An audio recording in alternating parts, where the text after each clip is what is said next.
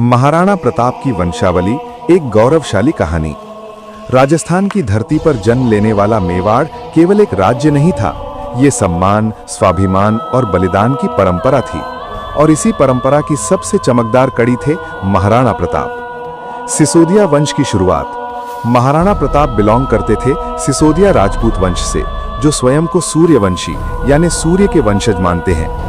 कहा जाता है कि इस वंश की जड़ें सीधे भगवान श्री राम के इक्ष्वाकु वंश से जुड़ी हैं। इसी वंश में जन्म लिया था बप्पा रावल ने, जिन्होंने 8वीं शताब्दी में मेवाड़ की नींव रखी और अरावली की पहाड़ियों से विदेशी आक्रमणकारियों को खदेड़ दिया।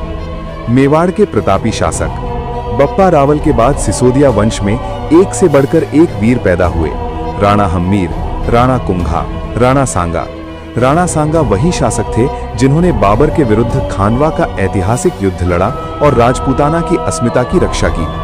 महाराणा प्रताप का जन्म इसी वीर परंपरा में 9 मई 1540 को जन्म हुआ एक ऐसे बालक का जो आगे चलकर इतिहास बदलने वाला था।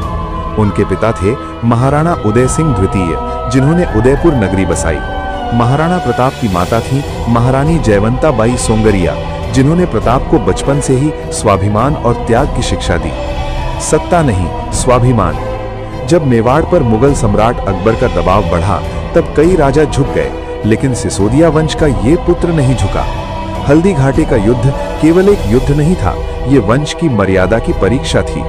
महाराणा प्रताप जानते थे राज्य जा सकता है, लेकिन वंश का सम्मान नहीं। वंश की अगली कड़ी। महाराणा प्रताप के पुत्र थे महाराणा अमर सिंह प्रथम, जिन्होंने अपने पिता की नीति को आगे बढ़ाया और वर्षों तक मुगलों से संघर्ष किया।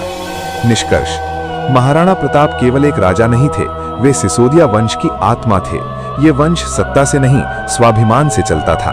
और जब तक मेवाड़ की पहाड़ियों में सूरज उगता रहेगा, महाराणा प्रताप का नाम अमर रहेगा।